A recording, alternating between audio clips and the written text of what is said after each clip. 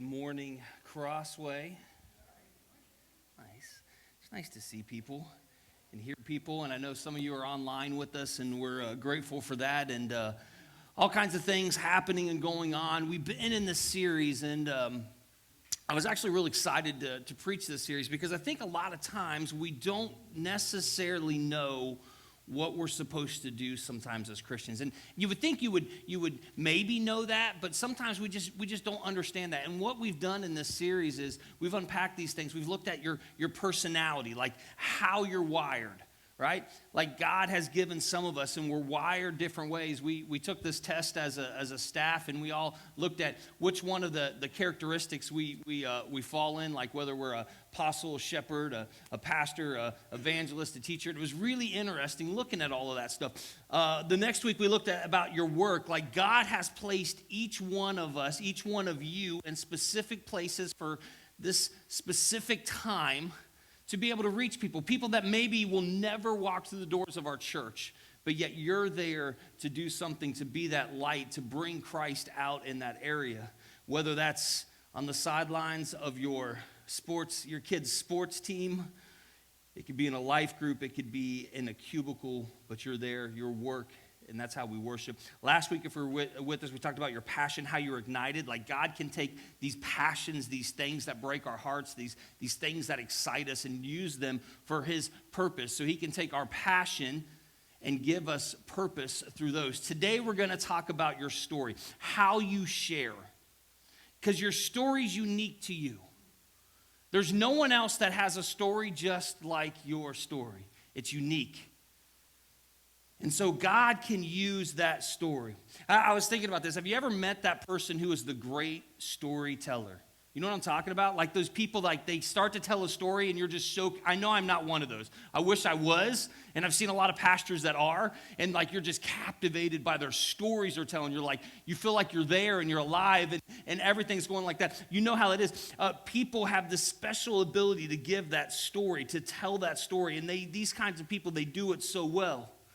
Well, I was thinking about that. Do you realize that your life right now is writing a story?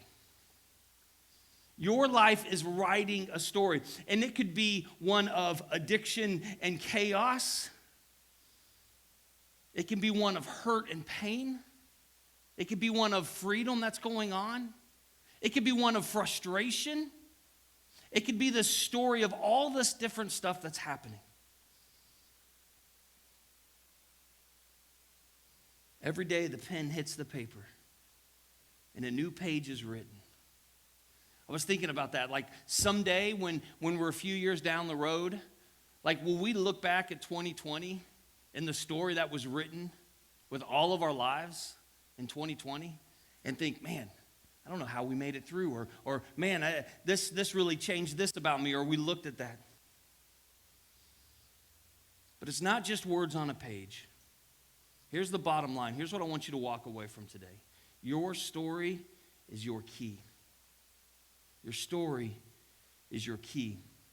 I heard this quote, and I was reading through things, and I love like just hearing quotes, and I look up quotes sometimes a lot and stuff like that. But I came across this quote, and it says this. It says, when writing the story of life, don't let anyone else hold your pen.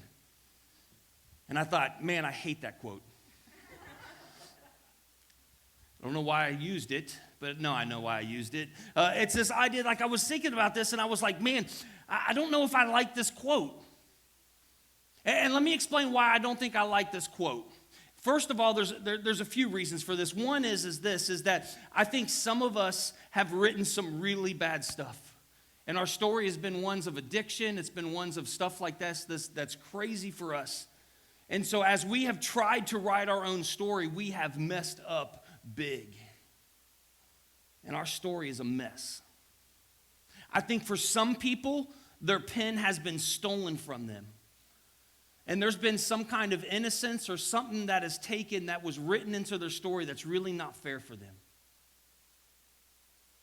And I think for some of us, we hold so tightly to our pen out of fear of anything else that our story really doesn't say a whole lot.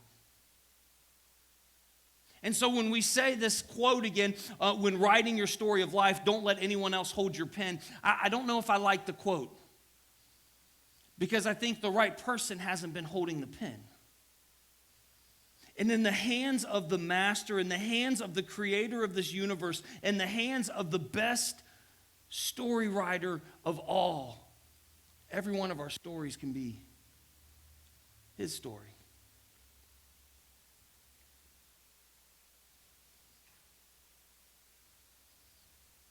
No matter what, though, there's a story being written for all of us. Some people have an amazing salvation story. It's a large part of who they are. They talk about hitting like rock bottom. They talk about all these problems that they had or things that they did before Jesus. And then Jesus came in and they fixed them. And you hear these stories and you're like, man, that's an amazing salvation story. And then some people are like, I don't know, I haven't been a bad kid. Like, I didn't do anything bad. I obeyed my parents all the time, which is a miracle. But there's some people out there, I won't mention Susan's name. It's true though, right? We talk about this, we joke. But there's this idea that there's this story that's written about you. In this salvation story. And some of us have this amazing salvation story. Some of us think, man, my salvation story is boring. Like, I grew up my whole life in church. I don't even really remember when I got saved, but I know I did. And I love Jesus and I do all this stuff. So we have that. There's some of us, though, that have amazing growth stories. Stories that are incredible. Others might not. And I've shared these before, and I've walked out today. When you leave today, you're going to get this card, and it talks about these two stories, and I'm going to go through them a little bit, and we're going to do something that might be a little bit different today than what you've seen in church, but that's okay. You're going to get these cards, and it talks about my salvation story and my growth story, because it's a part of who we are. And if we're going to help people find Jesus, if we're going to help people follow Jesus, if we're going to help people be transformed by Jesus, we have to know how our story fits into Jesus' story. We have to be able to share our story. And one of the things that I hear over and over again is I don't even know what to say. I don't know how to say it. I don't know what to do. It may be some of those people that have never had this really big salvation story. They say, like, I don't know what to say in this. But there's times in life where you've had growth stories, where God's taken you through something. They're already on your screen. If you want to fill in your two blanks, there they are. But the first one's this idea of salvation story. The salvation story. And with that salvation story, there's some questions that you can start to ask. Some questions that hopefully brings you closer to this. Some questions where you would say, you know what was your life before Jesus? Do some of you remember that? Like, what was the things you did before Jesus? Before you met Jesus, before Jesus changed your life, what was some of the things that you did? And you don't have to tell me right now, but like, that's what you start to think about. You start to think about these things. Before I met Jesus, I felt that and you share what was maybe missing out of your life. Maybe you had a lack of peace. Maybe you had a lack of this comfort. Maybe fear gripped your life. And you can say, these were the things that were important to me. These are the things that I thought were going to find that stuff for me. And you start to list these out. And when people would ask me about Christianity or God or church or the Bible, here's what my thoughts were. Before I met Jesus, this is what I thought. I thought those people were crazy. Who goes, sits for an hour in a building and sings a bunch of songs that you don't really know the words to. And here's this guy speak for over, like, I just don't get it. Like, I didn't get it.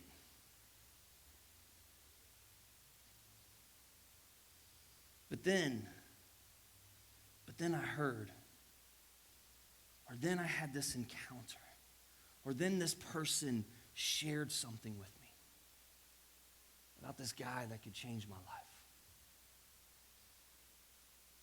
Maybe it was a Bible story that you heard. At that time when you first started to open your heart to Jesus, to say, man, there's something real here. There's something that I feel that I never feel any other time. Then I realized that I needed something different. I needed Jesus. I needed these questions to be answered. And see, in our salvation story has this. There's this time of before, then there's this time of how we met Jesus, and then there's this time of after we've met Jesus. And static. This time of after we met Jesus, now I'm a follower of Jesus. And you can share maybe what that means to you, or you share some questions like, or how some fears have been diminished, or how you have peace now in this situation, or how these things are different. After you've met Jesus, here's the things. And when I think about God, I think about, you start to say how you feel about God or the Bible or the church. Man, I used to think church people were crazy, but now I'm one of the crazy ones. Like, I get it. I like it. Whatever it is, we start to say, sometimes I had these questions, and I still have questions, and I'm still trying to understand things, and God's still showing me things. But what's unique about your salvation story is it's your story. And somebody can't come to you and say, well, that's not true. No, because it happened to you. It's your story. It's who you are. And some of us, our salvation stories are ones that we've hit rock bottom, like I said. God's picked us up.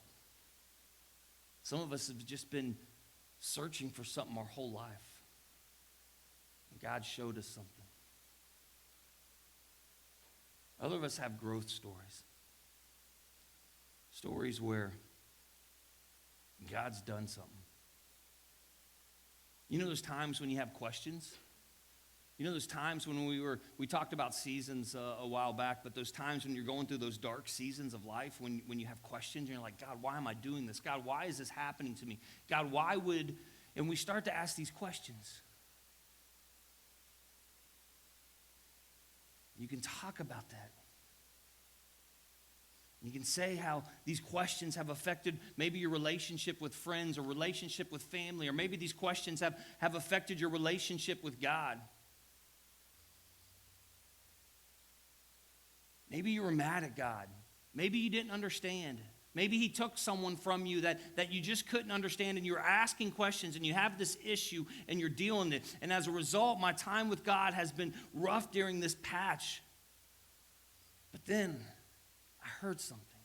God showed me something. God started to do something in my life. I felt a peace that passed all understanding. I felt this joy in the midst of chaos. I felt this love for people that I never felt before. And God started to do something in my life. And so from this point on, it's been different.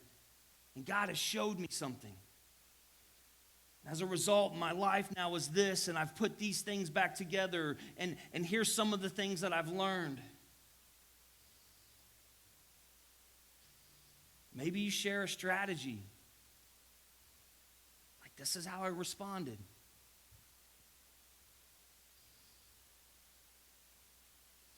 Maybe something surprised you through it. You see, what's unique to all of us is that there's a story being writ every single day. Every day is a new chapter. Every day is a new page that turns. And our story is unique to us. Your story is unique to you.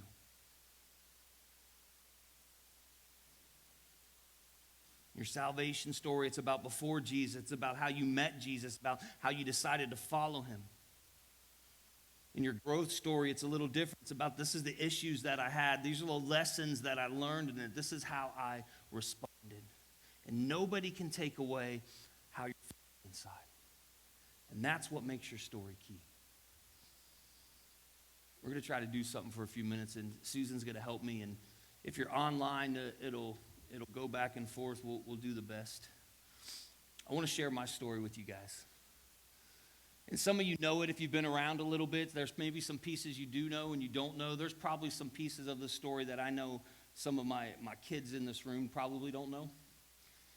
And maybe some for a sister or brother that's not a brother, I don't have any brothers, but a sister or parent, that's what I meant to say, that's listening online. But here's my story. You knew I grew up as a pastor's kid. I was a PK. Every waking breath we spent in church. That's how it was. We spent it in church. So if there was a potluck, if there was a fellowship dinner, if there was a Bible study, if there was choir practice, if there was all this stuff, it didn't matter. Our family was in church. And to make things, I don't know, worse or better, we lived right next to the church. And so, like, anytime there was something going on, we were at church. And back then it was different because there wasn't as much sports and as much other stuff. So my life growing up, it was always about church. But there was something unique about this. My parents were very loving parents. My parents loved each other so much. Still to this day, I think they've been married 52 years, still together. I still see a love they have. They bicker like old people, but it's just life. They love each other so much. So I grew up in a great home. A home that was loving, a home that my dad actually took time to be at things. And even when I got older in high school and was in sports and all that stuff, my dad was at every basketball game, every soccer game I ever played except two in my whole entire high school career. And I've shared this before, but the two he missed one was he asked me if he could go to this huge pastors conference that was in Atlanta. He said, I'm going to miss your game on Friday. Do you care if I go to this conference? If you want me to be at your game, I won't go. And I was like, Dad, go to the conference. Second time he had pneumonia, was in the hospital. Those are the only two games he ever missed. Something happened, though. My freshman year, I started to do some things that I knew weren't right. And nothing started out big, but you know how you kind of do those little things, like you lie a little bit, or you start to try something. Maybe for me, it was like, you know, a friend would have like a cigarette outside of something, and you would like go to smoke or something like that. In sixth grade, we had moved from Columbus, Ohio to Kokomo, Indiana. And I struggled a little bit, and my sister struggled a little bit. And by the time I was a freshman, she was a few years older than me. And what happened was she would take me out with her. So as a 15-year-old, I'm hanging out with 16, 17, 18-year-olds. And I thought I was king. But in those moments of partying, it's when I was introduced to a lot of stuff. Like drugs and drinking, the partying.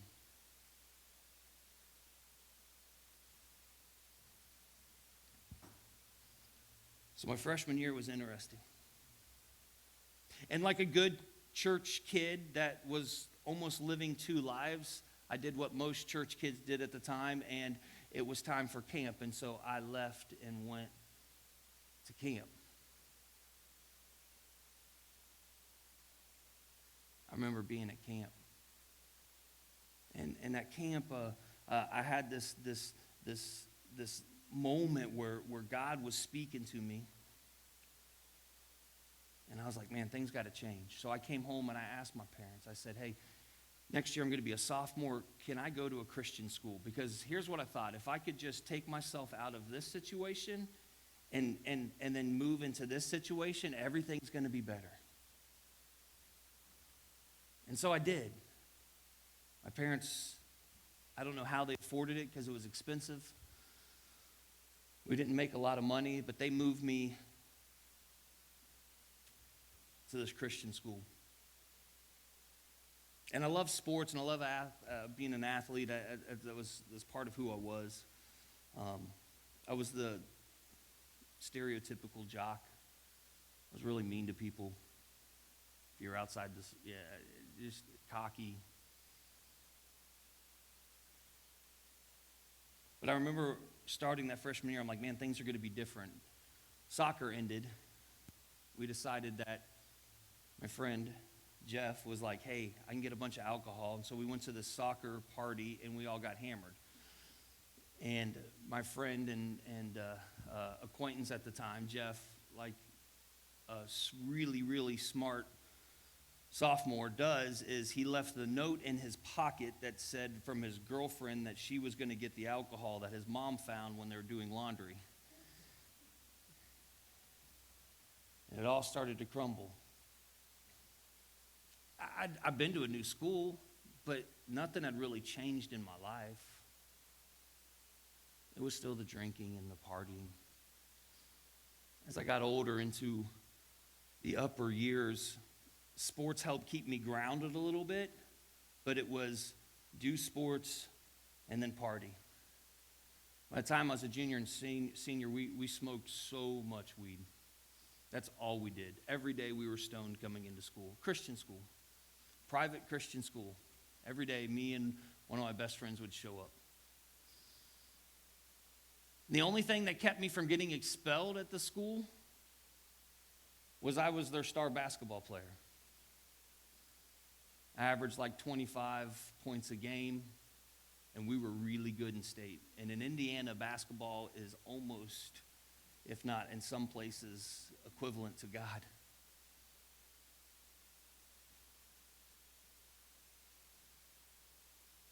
We would get stoned, and then I would have to go and take uppers so that I could have enough breath to get through a basketball game.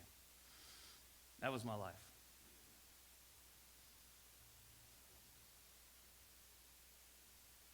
After high school, I was fortunate enough to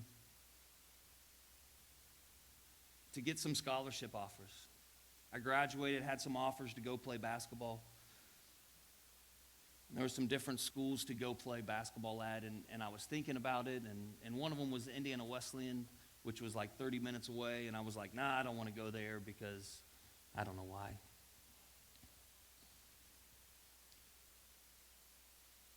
So I did nothing. For a whole year, I did nothing except smoke weed and drink. Even would get enough weed to deal it a little bit so that I can have enough to smoke for free because I didn't have a job. Actually, I had a job for a while, but I got fired because I was stealing stuff from the job to help cover habits and of things that I had.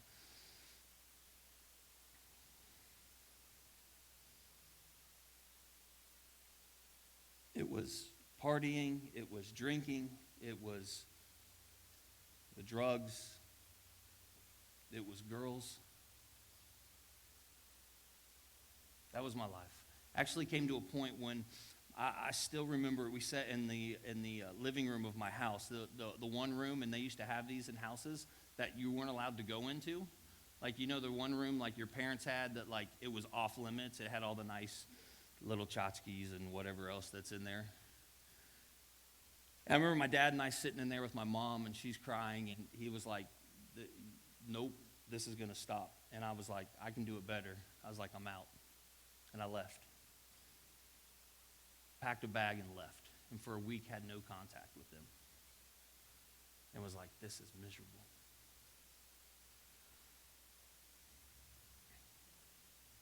I'd just gotten fired from a job because I was stealing stuff. I was dealing drugs a little bit on the side so I could smoke them. And I had to go to Indianapolis, Indiana to kind of close out because I was getting fired. And I was coming home, and I had my car. It was a convertible Sunbird. I don't know why. I thought it was cool. It's maybe it's the drugs, but I don't know. I was coming home, and it was late, and it was snowing, and we were on the interstate, and a semi passed me, and it fishtailed me, and I actually put the whole front of my car under his back tires. And it hit, and it kicked me out along the side of the road. And he almost didn't stop. It totaled my car. It actually took my brake pedal and made it push all the way over and was actually level underneath my gas pedal. And he said if he would have been an inch this way, he would have just rolled right over the whole car. And I was like, man, probably should have died in that car accident. But I think God had some different plans.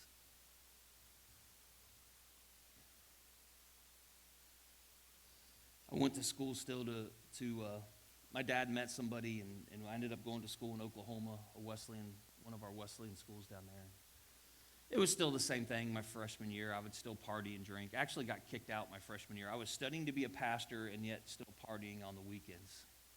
I knew I was supposed to be a pastor because at a young age, someone was like, dude, like, I believe God's telling you need to be a pastor someday. And I was like, you're full of it.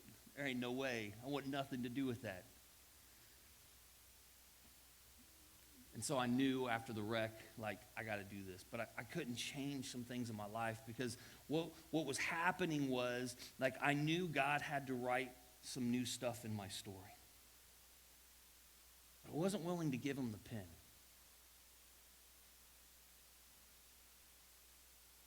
And so I was trying to do it on my own. Actually got kicked out for a year. Had to move back home. Met a great couple that really just poured into me. And I was rough around the edges, but they loved me. They got me involved in helping with their youth, and I played instruments, so I started playing on their worship team and stuff like that, and really started to change who I was. Ended up going back to school and college and met Jalen, and she straightened me out a lot. She's still working on me in some areas, probably. Don't say amen. That is a bad time to say amen. This is my story, okay?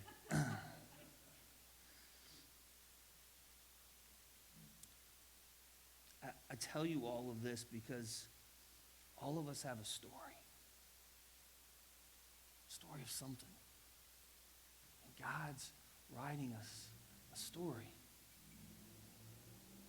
And maybe some of us have had addictions and hurts, and maybe it's acceptance that we've looked for, or jealousy, or anger, or fear, or brokenness, or lie.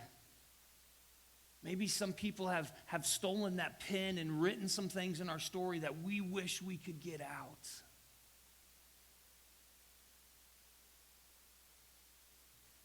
There's a passage in Matthew chapter 11. It'll be on your screen.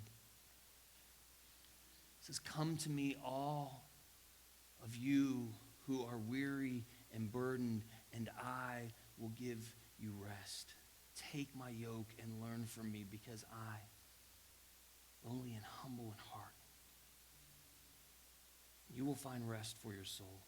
For my yoke is easy and my burden is light." Some of us need to just take the pen and hand it to the creator of this universe. And no matter what our story says, or no matter what our story does, when we hand that pen to the creator, his story starts to shine through our story.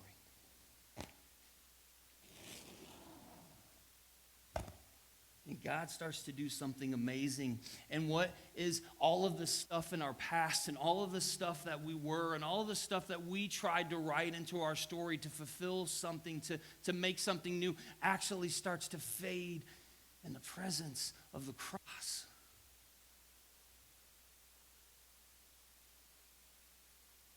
No matter what happens in our lives, when our lives collide with God's story, something amazing happens.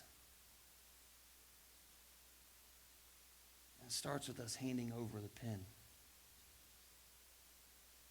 allowing him to write something different. A long time ago, Christ's story was written. And that story changed the course of history. In 2 Corinthians chapter 5, verse 21, it says this. It says, he made Jesus, who did not know sin, to be sin for us, so that we may become the righteousness of God. God made Jesus to be sinless, to be that sacrifice, so that no matter what our story says or what we've done in our story,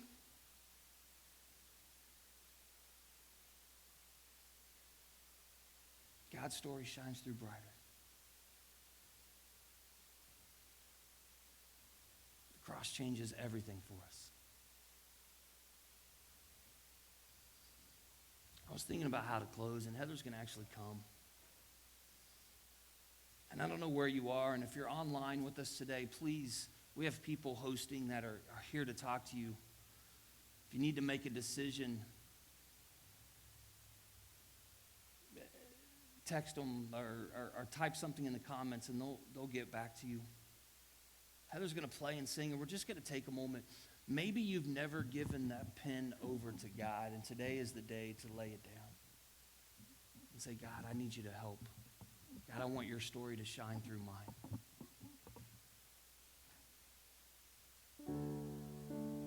And so Heather's going to just sing quietly in the background a little bit, and you don't have to sing with her. Just want us to reflect a little bit. For some of us, God's story is shining through, and this is hopefully a day of encouragement to you to say, keep going. Keep letting it shine. Keep letting him write your story. But for some of us, maybe at one point we let God have the pen, but we've taken it back. Maybe we've never let him do that. And today you can put your faith and your trust and your hope in him. Because God made him who knew no sin to be sin for us so that we could be made right with God. And if all we have to say is, God, messed up. You can even come to him today and say, God, just take this pen from me. And I guarantee he knows what it means. Anyone that believes in him will be saved. Heather's going to sing a little bit. If you want to come to the altars, please take a moment and come up to the altar. We'd love to pray with you. If you want to pray by yourself, once again, you can come pray here. If you want one of us to come and pray with you, come to this side. We'll pray with you. If you're online and you want someone to pray with you right now, our hosts will be there to pray with you.